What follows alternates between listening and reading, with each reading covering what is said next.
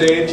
The way that we'll do it is they're going to introduce themselves when they get up here, and then give a 10-minute, and then we'll open up Q&A. So come on up, guys. And then we have a video for Alan Augustson, who can't be here, that we'll start the presentation with. Where is Ian? He might still be on the hallway. Okay. You need to know.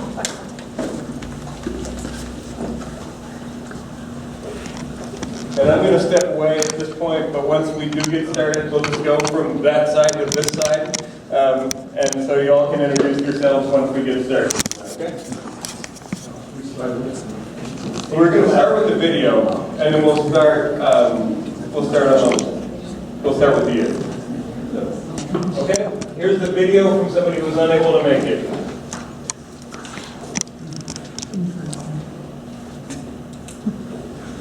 Sound up, Teresa. Hi, I'm Alan Augustson. Thank you for this chance to speak to you. I've been asked to talk about my campaign for president. First thing though, I need to take you out of your comfort zones for just a moment. You need to know that you are in serious personal danger. If you are a person of color, if you are a woman, if you are an LGBT person, if you are a low-income person, if you are a non-Christian or a non-English speaker, if you're a journalist or a labor advocate, if you're academic or intellectual, or if you're just different in some way from the mob around you, you are pinched right now between two very dangerous forces. On one hand, you have a fascist government that is literally killing you for power and profit. On the other hand, you have over 2,000 organized, heavily armed hate groups waiting for the social collapse that will enable their demand for ethnic cleansing. There is a word for our predicament. You're not going to like it, but you need to hear it. I used to tell myself that such ideas as good and evil were relative, subjective, way too open to interpretation, and meaningless outside of their own context. I was wrong.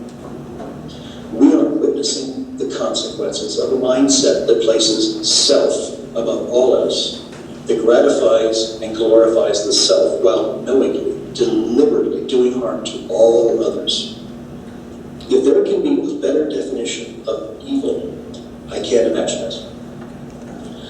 This evil mindset infects a dedicated, organized group of people who control vast resources, who have dropped all pretense of public service, and who are now actively working to do us harm. If there is a better definition of an enemy, I can't think of it. Now today we are engaged in a struggle against this enemy for our futures, for our freedom, and for our very lives.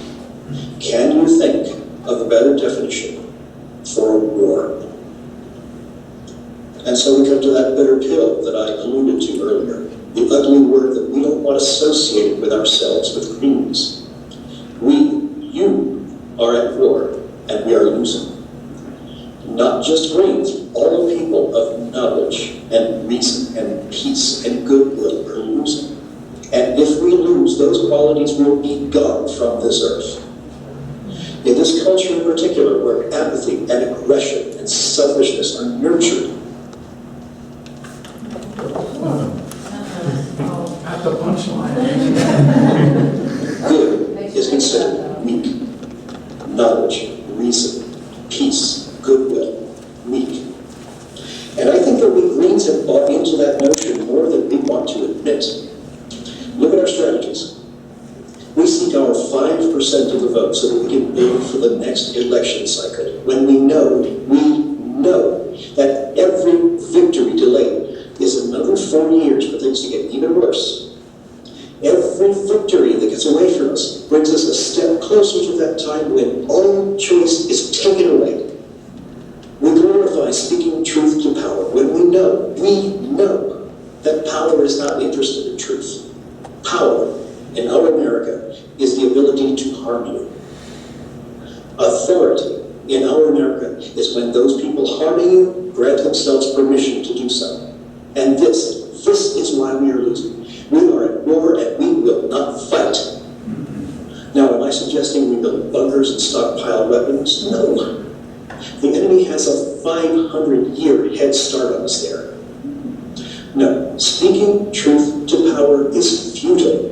Therefore, truth must seize power, and we do that by seizing opportunity.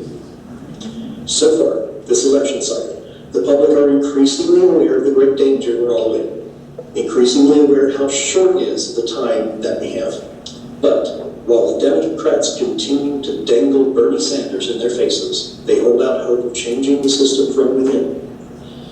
But Senator Sanders' message is already being marginalized, diluted, with every new big money status quo juggernaut entering the field, with every new fresh-faced poster child entering the field. Bernie's message looks more like a watercolor painting in the rain. Between the fickle media, the money interests, and the superdelegates, that painting will be a blank canvas by convention time. Bernie will lose the Democratic nomination, either by design or by fate. He will hand off the left wing of the Democrats right back to center. We must be ready to jump in at that moment, all in. We must be ready to show disaffected Democratic voters, along with all of those who've given up hope, that there is an alternative, not just a candidate with a message, not just a candidate promoting choice, but with a candidate who wants to win. That's the strategy. That's the weapon. We have to present as a party with the intention and the expectation of winning. Americans don't respect otherwise. They will not vote otherwise. We have to present as a party that is done knocking on doors and ready to kick the doors in. We have to present as a party that is done tapping on shoulders and ready to punch in faces. Yes, not literally. When I say this, I am not advocating violence. No, I am advocating determination. I am advocating confidence. I am advocating the will to survive, because survival is exactly what it comes down to. There is no better plan for human survival than the Green New Deal. Not the anemic, gilded version the Democrats are pushing, but the real, with the milestones, the benchmarks, real means, rather than just fuzzy ends. America has seen hope and change turn into deal-making and brokering and compromise and zero-sum results. What America needs is a president that will take our pirate society to task. That is not just the candidacy, but the presidency I offer. I have been asked, rather disparagingly, what Alan Augustson brings to the table. I bring the sense of urgency that too many of us lack. I bring a real understanding of the consequences if we fail. I bring the will to be unreasonable, uncompromising. I bring not just the Green New Deal, but an actual plan to steamroll it over Congress. I bring the understanding that to create a just and peaceful world, we first have to survive the world we live in. I bring an understanding that the world will not accept America's newfound commitment to justice unless that justice includes retribution against Americans who have brought the world to this awful state. America has become the great vampire nation, and I bring you a stake for its heart. The Green Party are a party of builders, creators, mentors, teachers, architects. These people are all necessary for rebuilding a better world, a better home for us all. But we have sought too long to build this home from rotten wood. Time is too short. The stakes are too high. The situation could not be more simple. It is good and evil, life and death. What is needed now is not the architect, it is the warrior. Not the tool, but the weapon.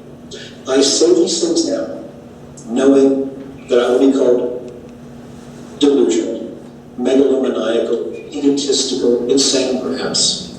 It will be said that I want to be a green Hitler or a green Napoleon. It will be said that I'm overwrought and grandiose. Okay, maybe guilty on that last one. I am no one special, and I know it. To call me flawed or imperfect would be overly generous. My personality is at best problematic. I will step on toes. I will bruise egos. I will offend. Not because that's what I want to do, but because from time to time, that is what you need to do. You need someone who will deliver the reality check in terms so plain and so firm that they are that proverbial punch in the face. You need someone with the audacity, the gall to command that people understand and act. The things I say because I can't sleep nights. Our situation is a knot in my stomach that won't go away. I have been jobless. I have been homeless. I have been hungry. I have been sick without health care. I have seen what awaits you, what awaits everybody, and I am sick and heartbroken for it. Am I the best candidate for this job? I don't know. I know that I care and that I want to help. And being nobody special gives me the freedom to do and to say the things that another person can't. I have nothing to gain by lying and nothing to lose by telling you the truth. And the truth is this: nothing changes unless we win. Anything that less than victory is status quo, and status quo is a death sentence. Show me a candidate who understands that, and I will stop. And I will put whatever talents and resources I may have behind that candidate. Thank you very much for listening. Thank you. All right, so that's Alan Augustson, not here today, but will be available for later comment, or will be available for later interaction during the rest of the process. But we're now going to turn it to the folks that are here today. Start with Ian, and then let's first do a round of introductions, and then have Ian go 10 minutes, 10 minutes, 10 minutes down the road, and then we'll do questions afterwards. Okay? A round of introductions? Yeah, everybody should introduce themselves first. Say your name. Yeah. I'm Ian Schlakman, I'm running for president. I'm Dennis Lambert, I live in Ohio. I'm running for president. Dario Hunter, member of the Youngstown, Ohio Board of Education, candidate for president from Youngstown, Ohio. I'm Howie Hawkins, I'm from Syracuse, New York, and I just announced I'm running for president. Great. All right, and then 10 minutes each. We'll start with Ian. Can I use the podium? Yeah, that's fine. Down up there. And Renaud in the back will be giving you time signals at 5, 2, and 1, and the beeper will go up when you're done. Thank you. I can't miss an opportunity to stand in front of the podium. Hi everyone, I'm Ian Schlakman. I hope everyone knows who I am. After all, this is my state Green Party. I'm so happy to be back. My campaign has been doing a lot of good and interesting work that I intend to tell you about in just a minute. But at first I want to tell you a little bit about my campaign. I actually announced this campaign right when I was 33, right before I came 34 years old. And the reason I did that was because I wanted to see a millennial running for a serious office, and that office is the President of the United States. And I feel like the Green Party is the right party to engage millennials and other individuals that have just been tossed aside by the Democrats and the Republicans for decades. For me personally, I feel like the Green Party needs to start living its values, walking its values. And that means we have to start doing work in areas where we haven't done work before. That means public housing communities. That means poor people's marches. That means standing outside of the Venezuelan embassy, talking to the folks out there, risking arrest, that kind of thing. It's so unbelievably important to me that we grow this party. And I also work with another organization called the DSA. And the DSA has been growing rapidly compared to what the Green Party's been growing by. And this very, very, very much concerns me. I really want to make sure the Green Party is millennial focused. That's one of the main reasons I'm doing this. But on top of that, I'm here to also make a very special announcement today. The Green Party, along with my campaign manager, Reverend Annie Chambers, have been working very, very hard in public housing. And you all know that Reverend Annie Chambers is currently our only elected RAB delegate in Maryland. She's the only elected Green that we currently have. I'm happy to announce today that we now have another office holder in Maryland. Can Mr. Anthony Williamson please stand up?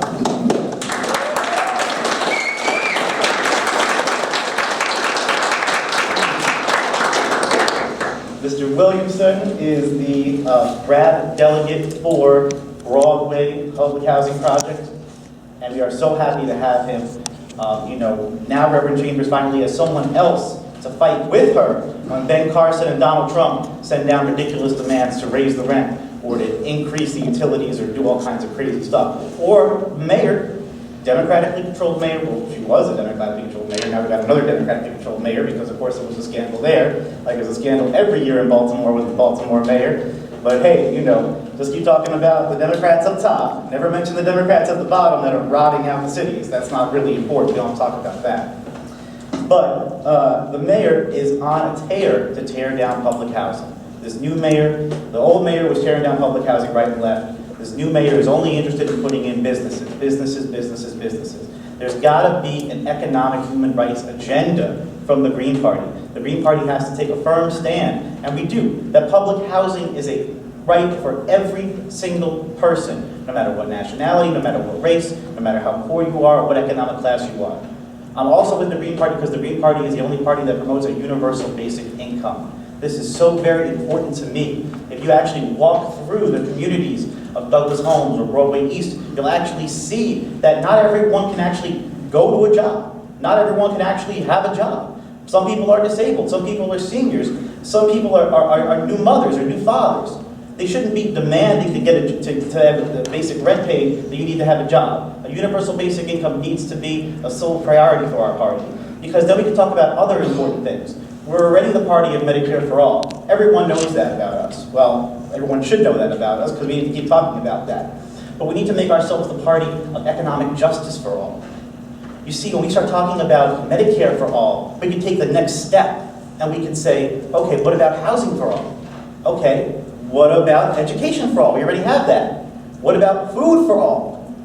These are things that need to keep going and going and going, and the Green Party needs to be the party of this. Because if you're like me, you're a millennial, your economic position in this world is unclear. So many folks that Trump is touting as being part of the new, new unemployment rate and all that are people that are working Uber, 2, 3, 4 jobs. They're not permanent positions. We've got to take a clear stand and say we want a permanent income for every single citizen in this country. We have to take a stand and say that we demand open borders. And we should proudly say that we're for open borders. Because open borders means we're following international law. International law states if a migrant or a refugee or someone seeking asylum comes to your borders, you must give them asylum. You must grant them a hearing. You must let them in. You cannot take them away or send them to go somewhere else. That's international law, and we should be following it. And we should be following international law and international norms all over the place. Because right now, it's Trump with the Democrats' old agenda of carving out Latin America, carving out the Middle East for different factions here and there. That's the agenda that he's focusing on because it was the Democrats' agenda before it. If we had actual international rule of law, if we actually stood up and said, no, the UN should be the place where you go to resolve international disputes. Stop acting unilaterally as a country. That is totally wrong. It's morally abhorrent. We are not the exceptional nation on the hill like that. We should not be going into wars because one day we're going to have a Trump or we're going to have a worse Trump. And that worse Trump is going to demand we do even more horrible things. You know, what got me into politics in the first place was seeing Edward Snowden actually release information about the NSA and the horrible things it was doing behind the scenes. And I was so proud to be on the stage when I got to actually debate Democrat Dutch Ruppersberger. And I told him, Edward Snowden was one of your constituents. How dare you not listen to this young man? And he told me, well, the man's a traitor. So nothing else to see here, nothing else to talk about. This is absolutely abhorrent. And the Democratic Party really needs to be called out for its shameless, constant flip-flopping on issues. You can't stand for one day for detaining Edward Snowden, detaining Julian Assange, detaining Chelsea Manning, detaining Reality Winner, and the next day talk about how you've got the most progressive platform out there. Now you're the Socialist Party. Well, the Democrats are not the Socialist Party. They're never going to be the Socialist Party. I'm here to make sure everyone knows that. And there's one more thing I do want to say about this, too. This is really important to me. Our campaign has been out there, and we see a Green Party that is focused on the-ground movement across the country and across other movements that are going on out there right now. What do I mean by that? Our campaign, Reverend Chambers and myself, were out there outside the Venezuelan embassy talking to Jesse Jackson, talking to Claude Pink, working with them, actually talking to them. I mean, it's absolutely outrageous that, it's outrageous to me how the international community has ignored this situation. And when you actually stand outside, shoulder to shoulder, with Medea Benjamin or Jesse Jackson, they get it, they understand. And that wasn't the first time I actually got to meet Reverend Jesse Jackson, because Reverend Chambers and I were the only politicians allowed to lead the Poor People's Campaign back in 2016, walking around DC. Reverend Barber, Reverend Leo Tharis, Reverend Annie Chambers, who's proudly my campaign manager. And I also want to say this too, I was the only candidate asked by Reality Winner's mother, personally, to come down to DC. Reality Winner, who knows about Reality Winner? Oh, okay, yeah, well, I know about her. Okay, that's great, yeah. See, that's why I work with the Green Party, because everyone knows who Reality Winner is here. The Democrats have no idea. It was the most bizarre coalition I've ever seen in my life.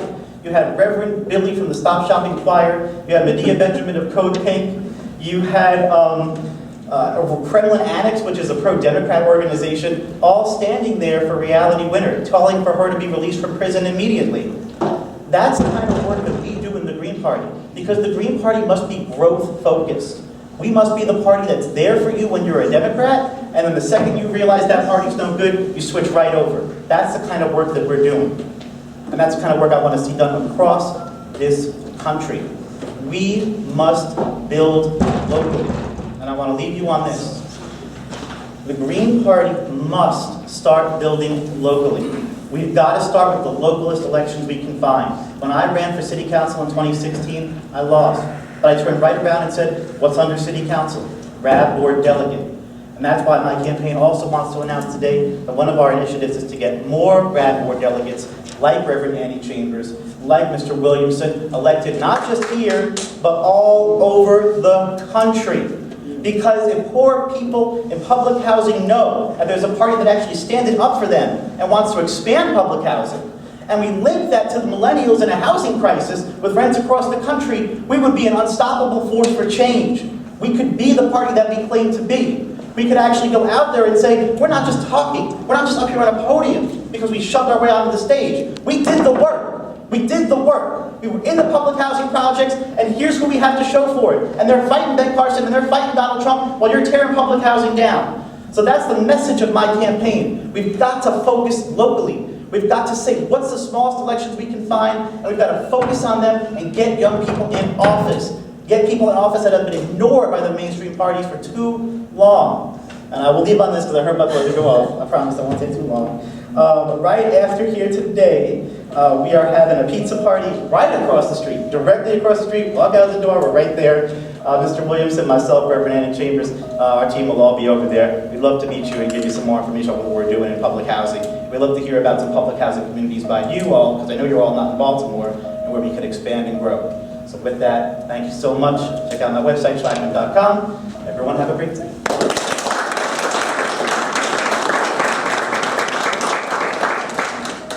I apologize, I should have pulled up those websites. I'll bring those up. Dennis, you're next.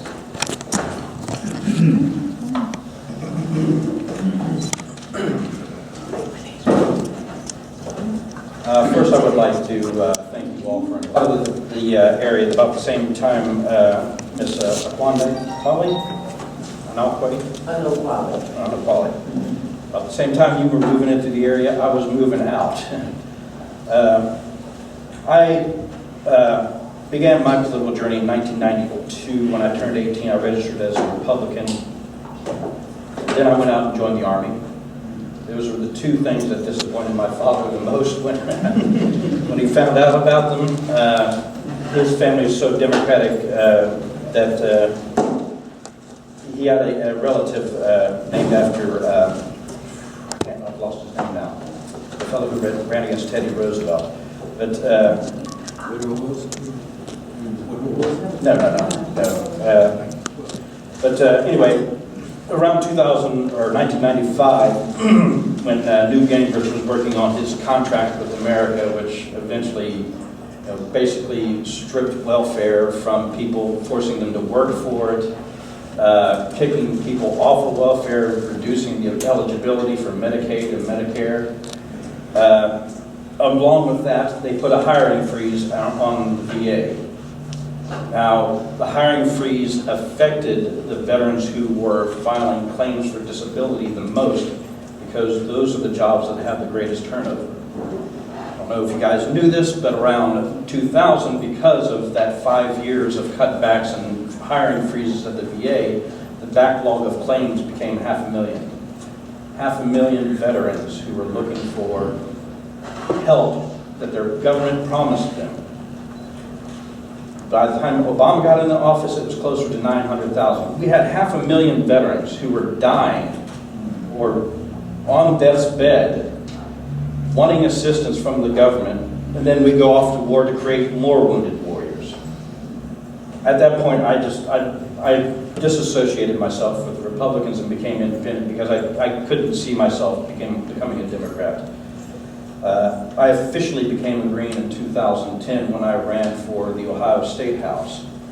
I graduated college in 2010, so 13 years after I got my associate's degree. I went back and got my bachelor's degree because that degree prevented me from getting some jobs.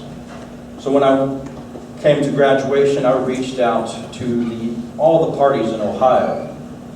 I said, look, first I reached out to Democrats and Republicans. I said, look, I want to make my community better. Put me on something in my community that I can help build something for my community. I got no reply from either the Democrats or the Republicans. But within a week of me writing to the Green Party, they said, hey, we really need people to run for office. Have you ever considered running for office? Not in the furthest reaches of my mind had it ever occurred to me to run for office myself, because I was more about being in the community and helping people hand to hand, face to face. Well, I took the nerve and started gathering petitions. Fortunately, at that time, we only needed to gather 25 signatures for running for the State House, which, I mean, I did it in 3 hours standing outside of a grocery store, just by myself. At that time, after I submitted my documentation, the Democrats sent a couple lawyers to challenge my petition to run for office. Had I not shown up, I'm sure they would have removed me from the ballot, and it was a mere technicality because the state Secretary of State did not put the date specifically that the swearing in was going to be for the state of Ohio Assembly. So I put starting at January 2011. I did not put a specific date, and that's what they challenged me on. So unfortunately, I won that. I went out campaigning. It was fortunately it was only 3 counties that I had to cover. But being in such a rural area, I live currently in Appalachian, Ohio, right along the river. I moved from one tri-state area in the eastern panhandle to another tri-state area, West Virginia, Kentucky, and Ohio. So in my campaign, I did my best just to go out. I didn't ask anybody for any money. I spent $150 or $700 of my own money and got nearly 3,000 votes on my first attempt to run for office. I couldn't get the media to cover me unless I was at an event where the Democrat and Republican was and made a spectacle of myself. That was the only way that I would get any media coverage. So when it came to 2014 and the Green Party said, hey, we need more people to run for office again, I said, well, I'm not going to run for the State House. I'm going to run for Congress. Now, Ohio's 6th congressional district is the most gerrymandered district probably in the United States. It runs along from southern Ohio up to Youngstown, near where I live to where Dario lives. You cannot get from one part of that district to another part of that district without leaving that district. You have to drive through West Virginia to get up to Youngstown from southern Ohio. So, also, this is something that totally blew my mind when I found this out. The 6th congressional district is the widest congressional district in the United States. There's the lowest amount of minorities in Ohio's 6th Congressional District. When I ran for that office, I asked for some donations. I got about $500 in donations, but I spent another $1,000 of my own. I got nearly 7,000 votes that time. Once again, no political coverage from the newspapers whatsoever. They would send out questionnaires, I would fill them out, and then I would never see them published in the newspaper. So again, that did not deter me. I ran again in 2016. I attempted to get enough signatures on my own to run for the Senate, but it was going to require 500 signatures. So I fell a little bit short, so I filed instead to run as a write-in candidate. Unfortunately, I didn't get through the primary. I fell short about 5 votes to get on the ballot in 2016. However, I think I made a big impact. In fact, in 2010, after the second event I attended, both the Democrat and Republican were starting to repeat my talking points. So, other political activity I've been involved with, Normal. Everybody knows Normal, right? The NAACP in my community, I've been a member there for 8 years now. The Ohio Valley Environmental Coalition, they're based in West Virginia. They help with mountaintop removal issues and all those sorts of things. Also, I've been involved with the Toxic Prisons organization, trying to work on prison reform. One thing I went through a couple of years ago, which in Ohio, the political parties are very stymied. I attended an event called Lead Training. It was set up by the Democrats, but they didn't say it was the Democrats that set it up. It was training people to run for office. And while I was there, I heard all sorts of people say, man, I'm going to run as a Democratic Socialist, or I'm going to run as this, or I'm going to run as a Constitutionalist. I was the turd in the punch bowl that day. And I told them, unfortunately, you're not going to run as anything but a Democrat, a Republican, or a Green in the state of Ohio, because at that time, those were the only 3 parties that were recognized. So, building the Green Party is essential. So, since I'm real short on time now, I'm going to go quickly through my platform. My platform is 4 basic things. $25 an hour minimum wage for full-time workers. We have people in Youngstown coming off these assembly lines making $35, $40 an hour, and you want them to go work for $15 an hour? Are you kidding me? That's not middle-class wages. In my opinion, $25 an hour is a middle-class wage. That's enough to support your family and be able to live fairly comfortably, I think. I've never made that much myself. That's why I'm running as the poor people's candidate. I have never made more than $40,000 my entire life. So hard work does not accomplish wealth. It's only by the pushing of the workers to achieve these goals. Second, Medicare for all. I'm involved with the Single Payer Action Network in the state of Ohio. We have introduced legislation in the state of Ohio for single payer Medicare. This is something that should be and can be done here in the United States. We're already spending enough money to cover everybody in the United States on Medicare and Medicaid. Why can't we not do that? Because insurance companies got their hands in their pockets. End all wars. All the wars. All the war on terrorism, the war on drugs, the war on women. That also means I can't get that out of my mouth. Get those military arms out of the hands of the police. They don't need them. Also, the 4th part is renewable infrastructure. This is what we need to focus on. My idea is more about concentrated renewable infrastructure in cities and in small towns that are owned by those communities. That way they can generate wealth for that community as well as generate jobs in that community and reverse all this carbon nonsense. One last thing I'd like to put to you guys. I've gone out and signed petitions and gathered a lot of stuff on petitions, so I really love that you guys are going to go out there and do that. There are a few things that really work for people if you're going out.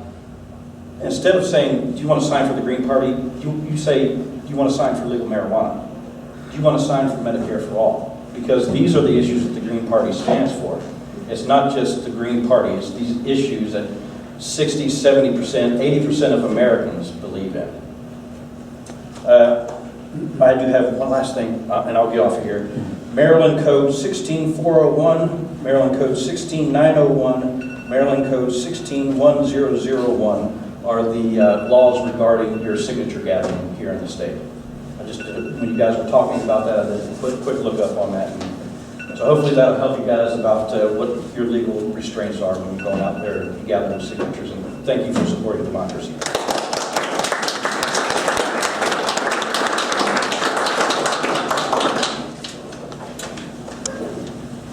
Good introduction. I just want to thank you all for the honor of being able to be here with you. I know there's so many people in this room who have done so many things on behalf of the Green Party, on behalf of the communities they belong to, and it's just an honor to be in your fellowship today. I am a lot of things. I'm black, I'm openly gay, I'm the son of an immigrant. I was raised in a working poor family in Jersey City, New Jersey, and what could be best described as a festering slum. Today I am a rabbi, I am a former environmental attorney, an educator, and a proud member of the Youngstown, Ohio Board of Education, which makes me the only elected Green in this race. And that's an important thing to stress, because one of the things we have to focus on is getting more Greens elected so that communities can see the power of what we bring to the table.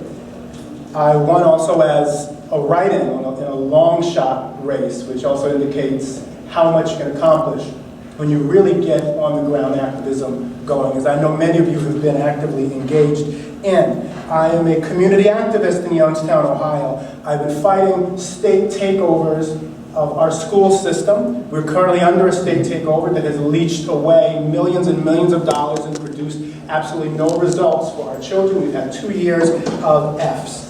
I've been engaged in outreach against fracking, doing active advertising campaigns for an effort to put on the ballot an anti-fracking initiative in Youngstown. I have sued multiple public agencies and have done so successfully.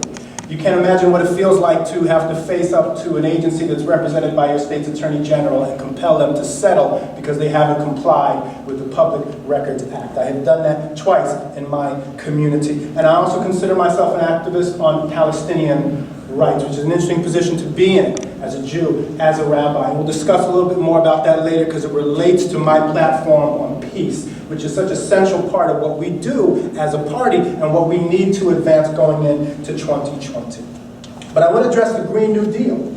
I believe in the real Green New Deal. I believe in it strongly. I believe in 100% renewable energy. I believe in all the green jobs that this deal is going to produce for our country. And I also believe in the opportunities for empowering our nation and our communities through getting a sense of a handle on public ownership so that we can connect that to our goals in terms of providing guaranteed utilities, food, housing, as well as, of course, and this is a part of our larger green agenda, education, straight through college, and health care for all, universal single-payer health care. But I want to leave you with a central message. If you remember nothing else I say today, the Green Party is the party of justice. Let that marinate, let that sit with you for a while. Justice for the earth and justice for its people. So many people say to me, how do I explain to people what the Green Party is about when they think all we're about is environmentalism? We are about environmentalism, but we are about creating holistic approaches for dealing with all the problems that this country faces. We are the party of justice. Remember that. And when you remember that, you have to acknowledge that we cannot run in 2020 as a one-trick pony on the Green New Deal, because that approach doesn't speak to the everyday experiences, the everyday injustices that Americans face all across this country. To some of those injustices, yes, certainly not all. So I'm going to take you just through a discussion of education, for example, particularly since as an elected Green, it's something I have experience with. And I want to talk local, because we are here in the great state of Maryland. We are in the greater Baltimore area. Baltimore City, 2017, 11% of 8th graders were proficient in math. 11%. Ahead of only Detroit and Cleveland. Having lived in both of those cities, or at least those metro areas, I can tell you how unfortunate that comparison is. Baltimore spends about $16K per pupil, fourth highest out of the 100 largest school districts in the country. And yet there are school closures that have happened here due to lack of heat and decaying buildings. Obscene. A report from the Civil Rights Project at UCLA indicated not much has really changed in terms of school desegregation efforts from the 80s in Baltimore County, which really fits the larger pattern in regards to discrimination in this country. And I can tell you that firsthand from my experience as a black man. Racism has not gone away. Racism has not really changed much appreciably. It has just shifted shapes. How do you prepare people for green jobs when they can't do 8th grade math? How do you pave a path for revitalizing this country, revitalizing its economy, for providing all of these opportunities to people who have been systematically deprived of a basic education, the basic understanding to participate in their local civic institutions, in their democracy? How? There are no green jobs available for Freddie Gray. Freddie Gray was murdered by Baltimore police officers. Until we deal with those injustices, until we fight those criminals, until we bring that racism to an end, we will not see a truly just system in which everyone will be able to share in the wealth of what is one of the richest countries in the world, richest built off capitalist abuses, capitalist racist abuses. What I bring to the table is this. I bring to the table not just a new deal in terms of greening this country and this planet. I bring to the table a people of color Bill of Rights, a new deal for people who have been systematically given a raw deal for centuries in this country. And that includes an equal access to justice path. It includes equal quality education in this country. It includes recognizing Native American sovereignty. It includes dealing with the disproportionate environmental hazards and health neglect that people of color face. Call it what it is, environmental racism, health racism. It includes reparations. It's a dirty word that not everyone wants to talk about, but we as a Green Party support reparations, so we need to talk about what it means, what it is and what it isn't, okay? It's freedom from colonialism, and I mean economic colonialism as well as political colonialism. Freedom from wage slavery, which has become a new form, in effect, of chattel slavery. It has simply replaced chattel slavery with new and inventive ways of chaining people down through the corporatist system. Freedom from predatory banking and housing practices, which disproportionately affect people of color. Fair opportunities for normalized immigration status. We see what's happening to families at the border, the massive human rights abuses that are occurring in this country. It has got to stop. And of course, we have a larger, wider, robust platform as a party that speaks to all sorts of issues that affect Americans' everyday experience. We have laws being passed in states like Alabama infringing upon women's reproductive rights. Women's choice is non-negotiable. Non-negotiable.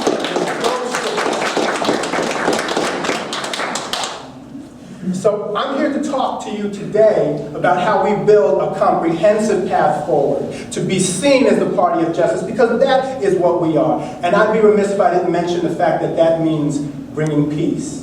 Bringing peace to the world by ending America's interventionist activities abroad. And I have some personal experience with that and the backlash from that when you try to end American imperialism, the imperialism that exists all across this world. I spoke out against the abuses occurring to Palestinians at the hands of the Israelis, aided and abetted by us and our aid. American aid to Israel has got to stop.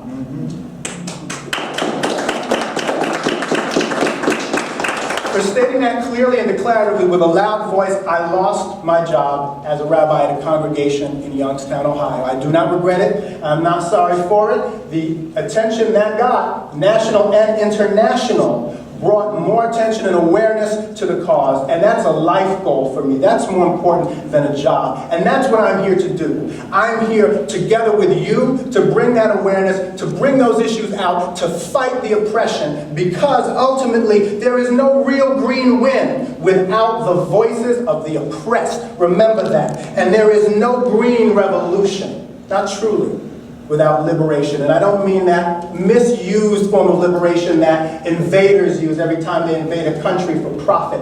I mean giving people the ability to be free from colonialism, to be free from oppression, to be free from all of the things that have kept them from recognizing their true potential as human beings. That is what I bring as a candidate to this race. That is what we bring in 2020 as a party, and you need a candidate who's going to be able to do that with a loud and a clear voice, and I am the candidate to do that. I thank you for your time, and I look forward to your questions and getting to meet every single one of you.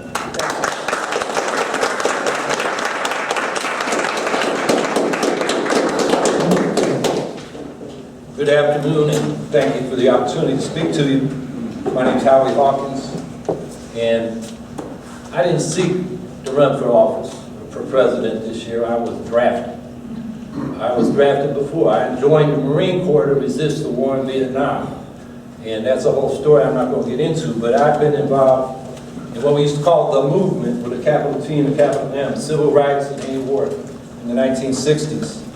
And at that time, you know, under the influence and sort of mentorship of the activists, I came up in the San Francisco Bay Area, you know, free speech movement, Black Panther Party, strike in San Francisco State, People's Party. The things I learned was that capitalism is not going to solve our problems. It's exploitative. The environment's being destroyed. And that we need our own party. I was 12 years old, 1964. Reagan's campaigning against the Fair Housing Act that just got passed in California. And by referendum, they repealed it. So I'm looking at the Democrats, the Freedom Democrats, saying, represent us or recognize us at the Democratic Convention. No, they recognized the Dixiecrats. And it was the liberals, Johnson, Humphrey, Mondale, who offered the so-called compromise where the Freedom Democrats get to walk around the convention, 2 of them. And Fannie Lou Hamer said we didn't come this far just for that. So I asked, where's my party? I later learned John Lewis was asking the same thing when he spoke at the March on Marcy in 1963. So I got through college, worked as a carpenter, later as a teamster. I recently retired. But that doesn't make me qualified to be the candidate. What makes me think I should be the candidate is the people that drafted me. I'm not running by myself here. I'm running as representing the collective leadership of Greens and independent progressives around the country, diverse in race, gender, geography, and age, who asked me to run, and I respect them. And so I formed an exploratory committee. We formed an exploratory committee a couple months ago. Got good response, so I announced on May 28th, and I spent the last 10 days on the road. Went to Virginia, North Carolina, South Carolina, Georgia, Florida, Alabama, Missouri, Illinois. Went down south because the future of the Green Party is the people that don't vote. And a lot of people down there in the South, and plus they got voter suppression, so we need to strengthen our support down there. So our campaign has 2 basic goals. One is to present a message, and we're summarizing that by saying we need an eco-socialist Green New Deal. And the other part of the campaign is we got to build this Green Party into a mass party that as we go into the 2020s can elect thousands of people from local to state to Congress, because the 2 capitalist party system is killing us and the planet. There are 3 life or death issues that are not being solved. One is the climate holocaust that we're facing. I'm not going to go into the details. This is a Green Party meeting. You probably know some of you more than me about that. Secondly, we're into a new nuclear arms race. $1 trillion modernization started under Obama, now continued by Trump. They've just pulled out of the Intermediate Nuclear Force Treaty. They're talking about tactical nukes in conventional battlefields, as if we can keep it tactical. That'll lead to strategic nuclear war, and that'll annihilate us. And in the working class in this country, our life expectancies are going down. AMA study, American Medical Association study recently compared the poor counties to the rich counties. 20-year difference in life expectancy. And for the last 45 years, our living standards have gone down, Our wages are actually $1 less on average than they were in 1974. And the damn Democrats who present themselves as the progressives don't even know how to talk about this. They don't have an answer. And of course the Republicans think that's all good. And now the Democrats have taken the Green New Deal, the so-called progressives, you know, Alexandria Ocasio-Cortez. And they gutted it. First they extended the deadline for zero emissions from 2030 to 2050. Now that's a climate holocaust right there, but what's a politician going to do when you give them a 2050 deadline? They ain't going to do nothing. And then they took out the ban on fracking and new fossil fuel infrastructure. That means we're locked in the new fossil fuels burning for another 40 years, because that's what the investors in that infrastructure want. That's a climate holocaust right there. And then something the Greens have been talking about, this is our signature program for the last decade. And they took it without attribution, gutted it, and then they ignored where we're going to get the resources. That's the military-industrial complex. That's where the know-how and the money is. We want to build a green industrial complex. We want a green New Deal factory in every congressional district, just like the Pentagon puts something in every congressional district to fortify their waste, fraud, and abuse budget. So these are the life and death issues that we face. And I've been going off, let me check my notes, make sure I'm not leaving out anything. So what we want to do is establish the standard for the Green New Deal. The good thing is they put it in the national spotlight as a topic. Now, I happen to be the first candidate in the United States to campaign for a Green New Deal in 2010. And by the end of that campaign, we started out in April, by August, 62 Greens around the country had signed on to it. And we nationalized what I was talking about in New York. I'm sure there's some people here in Maryland. If I would look at the list, I should have given you a thank you. But it was across the country. And with that Green New Deal, we're talking about two basic pieces. First is the Economic Bill of Rights. 1944-45, President Roosevelt said to Congress, enact an economic bill of rights, the right to a job, an income above poverty, a decent home, comprehensive health care, and a good education. Democrats have had a majority under every president from Roosevelt to Obama in both houses, and none of those things exist. So the Civil Rights Movement picked it up. The March on Washington in 1963 for Jobs and Freedom. The Freedom Budget, the Poor People's Campaign. And what did King say when, after Bayard Rustin laid out the Economic Bill of Rights, the demands, King got up there, and before he got to the dream, he said, we're here to collect a promissory note. And the establishment tells us the Bank of Justice has insufficient funds, but he didn't believe it. And that's what we were fighting for. And we got to pick up the torch now from the Civil Rights Movement. Because unfortunately, the leadership, except for King, Bayard Rustin, A. Philip Randolph, counted on the Democrats. And then they went to war in Vietnam. Rustin and Randolph, who had been war resistors, were silent about it. And as King said, we're losing the war on poverty in Vietnam. So that's where the Green Party's got to pick this up and not let the Democrats gut it. The other part of the Green New Deal is a green economic reconstruction program. Not just 100% clean energy, but we need organic agriculture. We need to rebuild the rail system. We need to rebuild manufacturing. We've lost our machine tool industry. And if we're going to build solar panels and wind generators, why not build them here? Now, that program is what we're talking about with the Economic Bill of Rights. And there's another piece that happened in the 60s.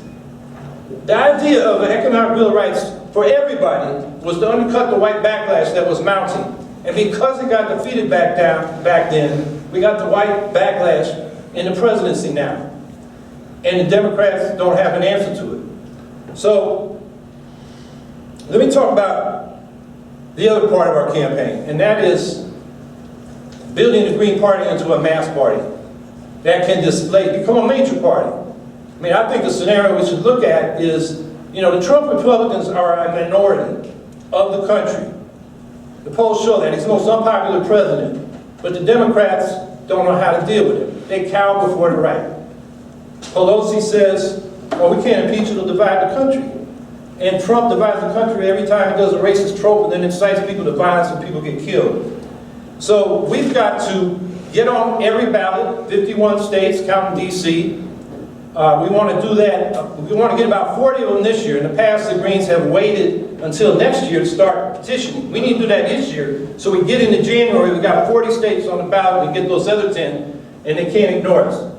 We need to get matching funds. My goal is for my campaign to get them by Labor Day. Then every donation up to $250 is matched by Uncle Sam. And that'll be key to getting on the ballot and hiring organizers that can help our locals get better organized and our candidates get elected. Greens are activists. People respect us because we show up. We're not so much on organizing, the kind of things a union organizer knows and a community organizer knows. So we want to hire organizers to help the locals expand their base, because if the Green Party's become a major party, we got to expand our base among the working class, the youth, and the people of color, the people that are voting low, not because they're apathetic, but because they're alienated, because they don't think the two parties care about them. So it's time for the Green Party to step up. It's time for us to step up. The scenario, I described that. I think the GOP is going the way of the Whigs. We should be the Progressive Party, and the Democrats, representing economic neoliberalism and neoconservative imperialism, will be the establishment, but that's a minority position because it doesn't represent the majority of us. The basic problem of American politics is that majority public preferences don't translate into public policy because of this two-capitalist party system. And that's where we come in, because we can represent the people, get some power, and make things happen. So, if that sounds good for you, I'm asking for your support. Got a sign-up sheet on the back table there so we can stay in touch with you. There's a donation form, and I hope Maryland's one of the first states to get the $5,000 that 20 states need to get from contributions so we qualify for those matching funds. So I look forward to the questions. Thank you.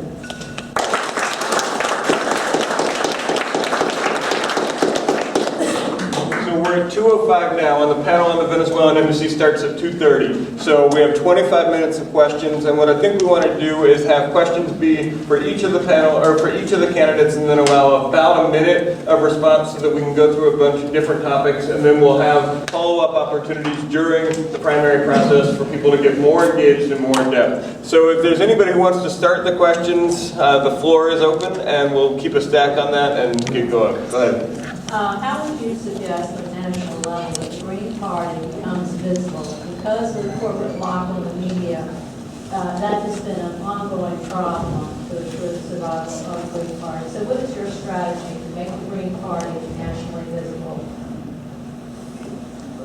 You're looking at me. You want me to start? All of you, please. Okay. You want me to start? Okay.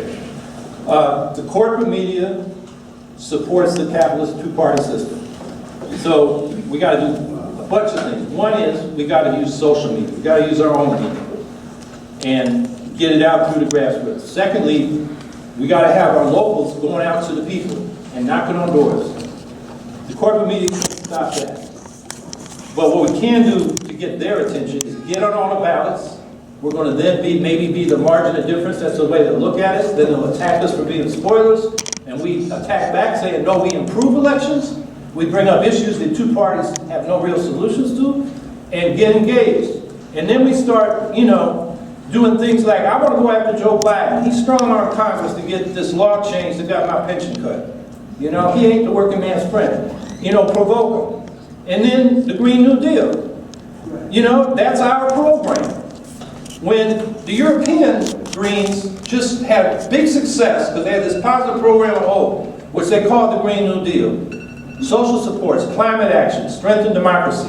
And they defeated the right, the Trump equivalents in Europe, who performed lower. Their program was a negative program of fear based on racism and xenophobia and fact-free irrationalism and authoritarianism. And who did they talk to when they asked for comment of Americans on that election? They went to Bill McKibben, who is a hack for the Democrats. And I just wrote an article for Counterpunch a couple weeks ago. You can get the details. How does somebody who has popularized the notion that we got to get below 350 parts per million in carbon equivalents in the atmosphere support a bill in New York where the goal, it says right in the bill, is 450 parts per million? And then he writes an article why he hates the American Greens and why he's got to be a Democrat right after they go for the all-above energy policy, which is code for cracking the hell out of the country and subsidizing nuclear power. So we got to, basically go after the corporate media with some provocative things and try to get them to respond, and then we're in the discussion.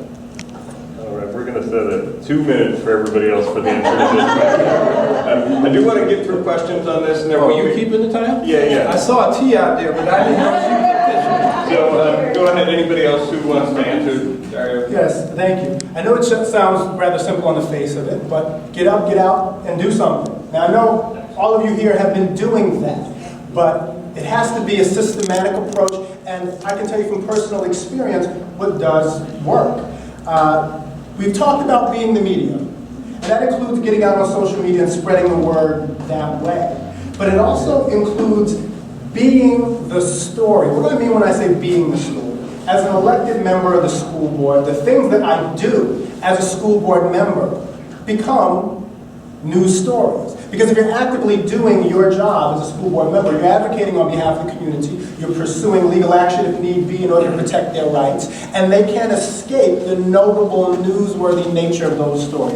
So ultimately, as much as there's an exclusionary effort, when you get up and get out there and be the story, you can, as I have in my community, manage to break through it. I do happen to be very, as far as politics is concerned, in Youngstown, I'm very much out there and people are aware. This is why it's important for us to get Greens elected, and that's a part of the strategy. I know it's important to run people for office, for every office, but we need to get people elected, and even if it's the most minute office imaginable. School board is a great way to start, and education is an issue that we have a certain level of experience as Greens in advocacy with. I want to say also, as an elected school board member, the things that I do, I make relationships with the media. So we know that the media has this corporatist slant against the Green Party, but when you build these relationships, these interpersonal relationships, it helps more stories get out. When I lost my job because of my advocacy for Palestinian rights,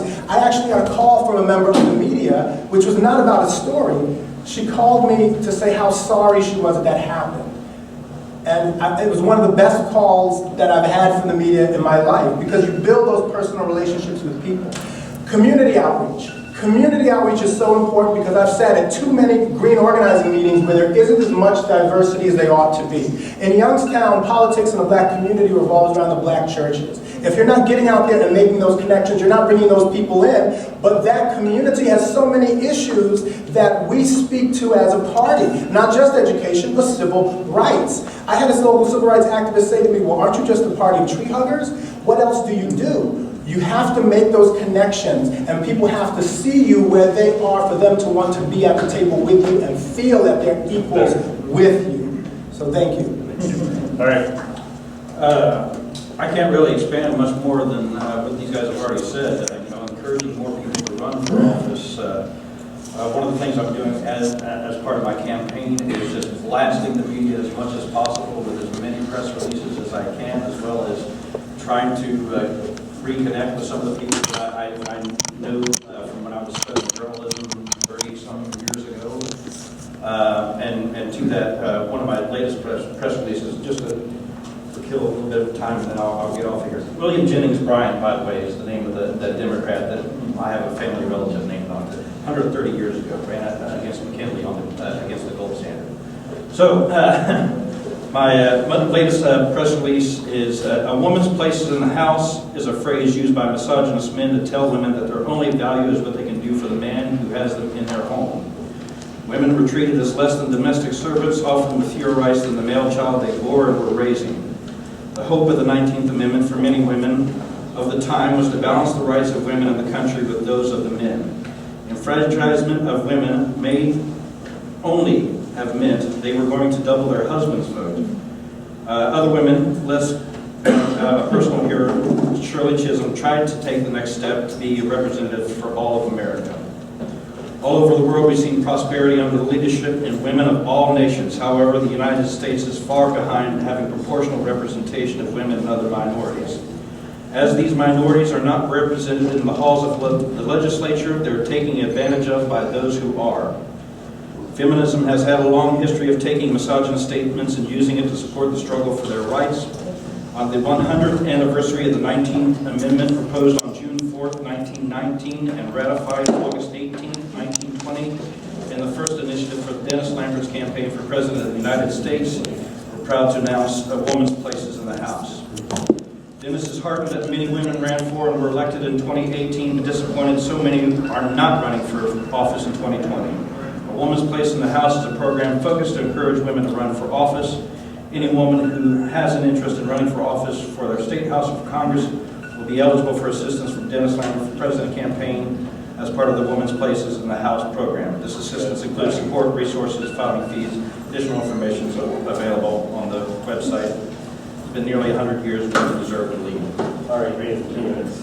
Okay, I'm not going to take that long, I hope. I really just think the answer to this is to start with social media. Social media gives us a powerful tool that we can use to get our name out there by going to rallies, by going into public housing areas, by going into concert venues. Maybe we're not used to that, but that's something we got to start doing. Get your name out there and get on social media and retweet and that kind of thing.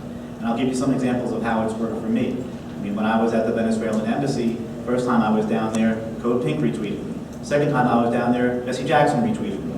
And now, Reality Winners' mother being a very big fan of mine, we've had a lot of positive people coming into the campaign from that. And what's funny about that is a lot of those people are Democrats. But I mean, hey, they got to learn about the Green New Deal, or they got to learn about this stuff. Because I mean, I think it's really important to grow the party in whatever way possible. But it's an area that we have to get more comfortable with, because if we're going to start to go into the mainstream media and make that breakthrough, we got to get comfortable talking to Democrats and Republicans and telling them why they're on the wrong side of history. We have all the statistics we need. The climate crisis is here. We have to 2050 before the world will be destroyed. So it's time to get comfortable raising some hell with the Democrats and the Republicans on the mainstream media. I think you start with social media. All right, who's next? Andrew. And I'm going to limit answers to this on 1 minute so that we can get through more, and I'm going to cut folks off when the timer goes off. Sure. I'm a disability activist and advocate, so those kinds of issues tend to get glossed over in political races. So my question is, aside from Medicare for All, what is your disability platform, and how will you include people with disabilities into your campaign? Who wants to start? All right, I'll be honest, I have not considered the disability platform at all, and I appreciate you bringing that up to me, Andrew. And if you would email me, I would like to discuss possibly expanding my own personal views of people's rights to include specifically more disabled people. You know, I work with veterans with PTSD and lots of emotional and physical issues. So I take people for how they present themselves to me, not for what they appear to be. How they behave in front of me, that's how I treat people. You know, I'm not going to say I don't see color, because I see color, because that's where you come from. You know, I don't claim to be white. I've never been white. 100 years ago, half of my family was chased out of Southern Ohio for being too German.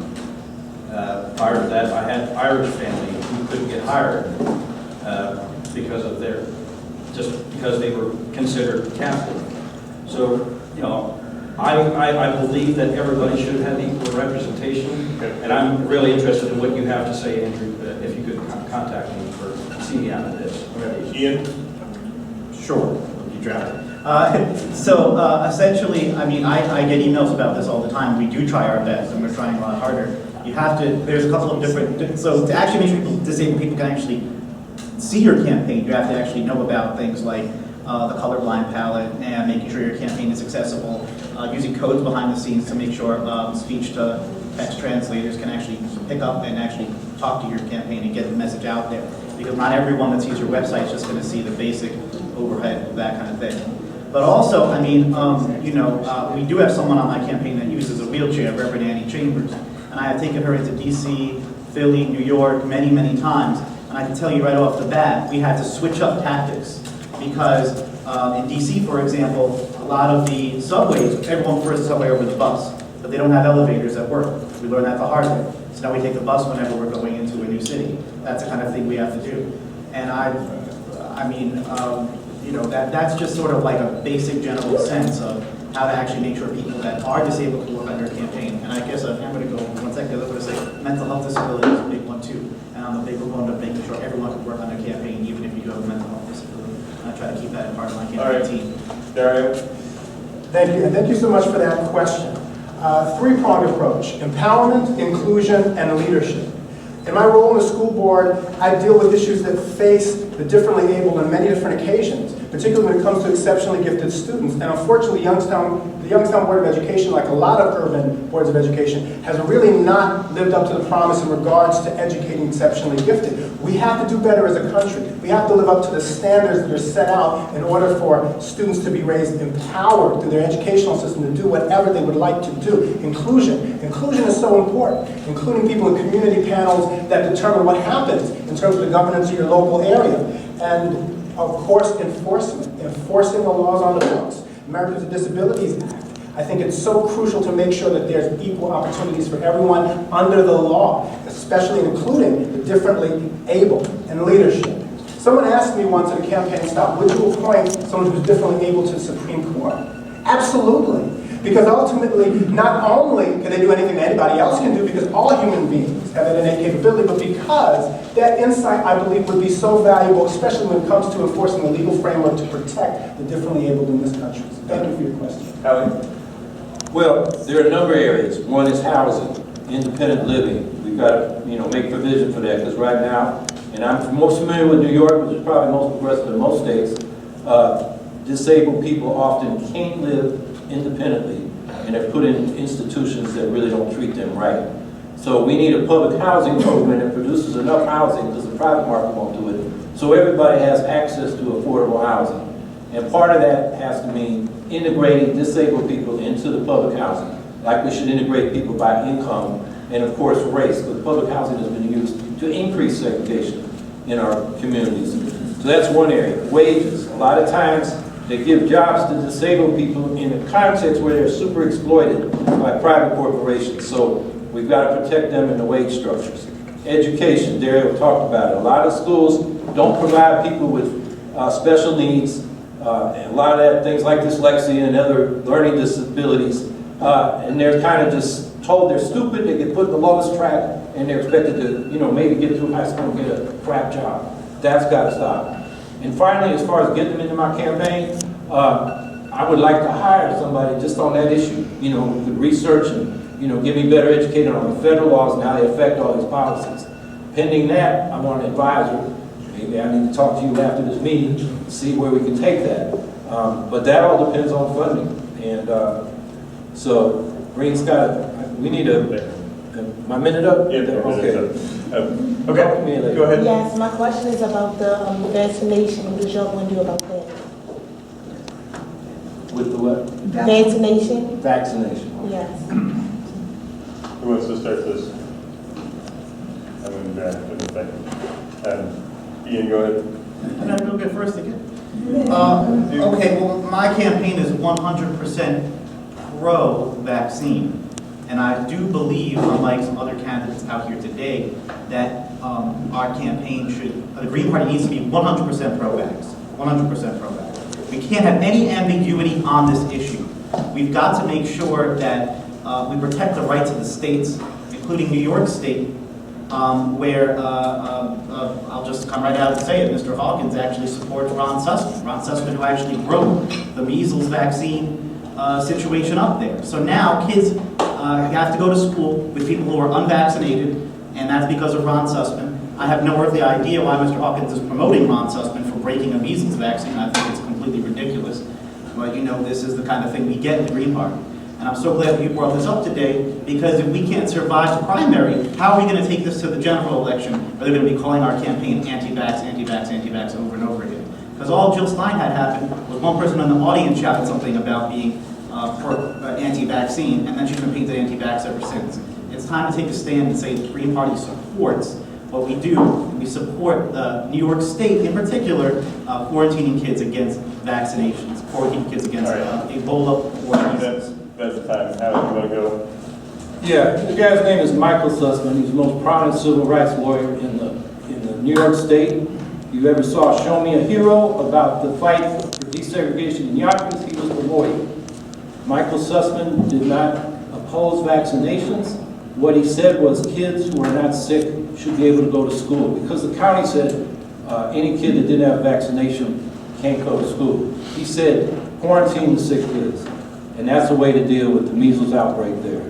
And this has to get into individual freedom, religious freedom. A lot of Orthodox Jews don't get vaccinations in that community. So it's a complicated issue. I am totally for people getting their vaccinations. I always get mine, and I encourage people to get them. But I also think we need to respect people's freedoms and also not be naive that the FDA isn't influenced by the drug companies and that they need to be scrutinized and that we follow the science. And that's what Jill Stein said. And she was smeared, and we should defend her. She was smeared on the vaccination thing, you know, and they just throw it out. She's an anti-vaxxer. Not true. What about the kids that can't get vaccinated? They can't go to school? The kids that can't get vaccinated? Ian, there's plenty of time to have, Ian, there will be plenty of time to have more debate during the primary process. Let's let Dennis have an answer. I believe in science, so I believe vaccinations work.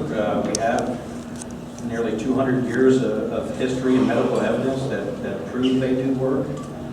But I do see that the pharmaceutical industry has created or forced more vaccinations than we could possibly need. I think because this is science-based, we need to do a lot more studies before we just release a drug into the world. We've seen over the last 20 years at least 150 different drugs that the FDA has approved being pulled from the market merely because it has a 5% better reaction than the placebo that people are receiving. So I think we should absolutely, because we see the science in the changing climate, we need to look at the science of vaccinations. All right. You were last, sir. All right, so as other candidates have stated, the medical benefits of vaccination are well established, but as with all drugs, we need to have a robust regime for safety. I believe we need to be cautious in terms of guarding people's civil liberties, and that's what's in the balance in this discussion. At the same time, we have to fight misinformation. The Orthodox community, which was name-checked earlier, which I used to years upon years ago be a member of, Orthodox Jewish community, there's a lot of misinformation that went around in that community. And we have to side with the side of science. We have to make sure that we are screening drugs for safety and that we're providing adequate information to the public as to what they are using in terms of ingesting in their body or being injected as vaccination. That's our responsibility as Greens and as a green government, which we hope to achieve. Okay, one last question. Oh, you have your hand up. There are a lot of things that political campaigns can't 100% control. Some of them have been brought up, how much media coverage you get, whether you get invited to a debate. You can influence these things, you can have good strategies on these things, but you can't control them. One thing that you can control as a political campaign is your financing. Who do you accept money from, who do you not accept money from? There's been an issue that's been debated at the state level in Maryland, especially regarding union money. And so I'm curious, where do you draw the line in terms of who do you accept money from, and on a small scale, who would you reject money from, and also what's your fundraising strategy generally, if you can fit that into a minute. Dario, can you start? Absolutely. Fundraising strategy. You know, others have used this to great effect, and it's been our strategy. Thus far, we're getting small donations from a number of people, and it's really just rank and file people who value the kind of leadership and activities that we're engaged in. For the most part, small donations. I take money from individuals, donations from individuals, but not from PACs.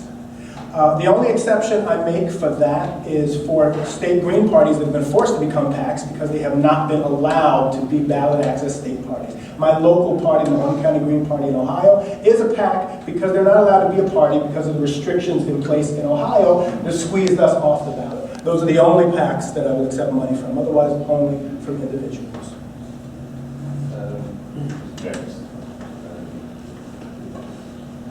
I got a page on my website. I will take no money from any PAC, period. I am working with training somebody who has approached me. She said she wanted to work on my campaign and is willing to do the fundraising portion of my campaign for me. So I'm training her up. We haven't actually started reaching out. As I said, I feel kind of guilty asking people for money because I've been raised to be self-reliant and personally responsible for myself. It kind of hurts me to say, hey, can you give me $1 so I can buy a bumper sticker so I can give it to somebody so that I might be able to get some publicity out of it. So I will be asking for money, but I will not accept any money from any PACs, period. Does that include unions and? Yes. Yes. Howie. Well, my strategy relies almost overwhelmingly on lots of small donors, regular folks. I do not take money from any entity that is oriented toward making profits, both businesses and trade associations. But I will take money from working people's PACs. This is a class question. I won't take the capitalist money, but I will take the people's money. If you're a union and these are money that's not part of your dues, it's put into a fund, or community groups do that, or peace groups do that, so they can pool their money and support the people that represent their interests. I have no problem with that. And, you know, actually it was labor that developed the first PAC. Now, people say, oh, that's corporate money. Look, Democratic candidates getting billions, like Barack Obama said, I'm not taking any PAC money. It's easy to do, but he got bundled money from the corporations where executives go around, collect a lot of big donations, bundle it into something like $100,000 and say, here. I mean, they went around a PAC and they still got the money from the corporations. So, you know, we need to know exactly what's going on. And it's a class question. My campaign won't be taking any money from anyone that isn't a human being. That's fundamentally what we believe in. You know, I think it's crossing a larger question when we get there. I don't think that we should be enforcing a policy in the Green Party. I do think that there's peculiar situations like Dario said and others.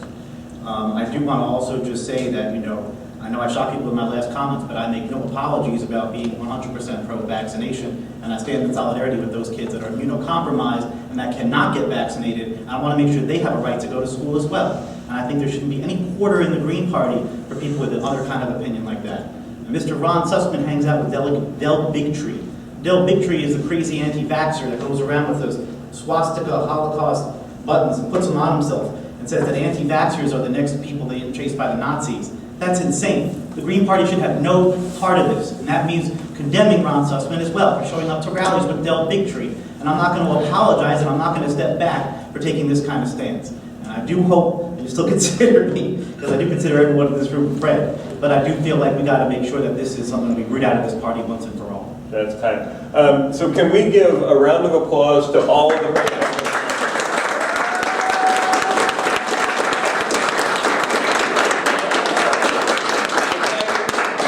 vigorous debate and questions that we saw here to help define our party going into the very important 2020 election are going to be a big part of what the state party provides to its members going forward over the next period of time before we have to select one of these people to be our nominee. So thank you all very much.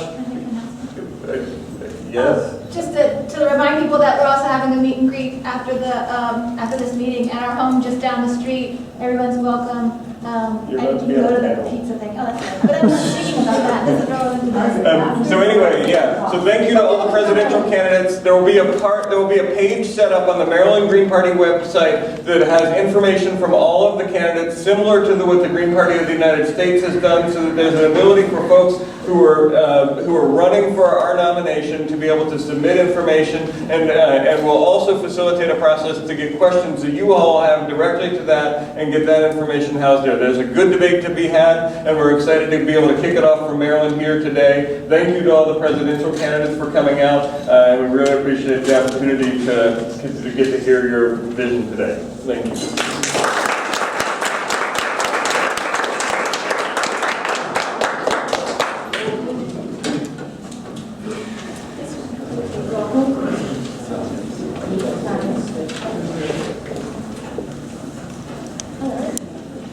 And next we would like to welcome our panel, Dr. Mark Flowers,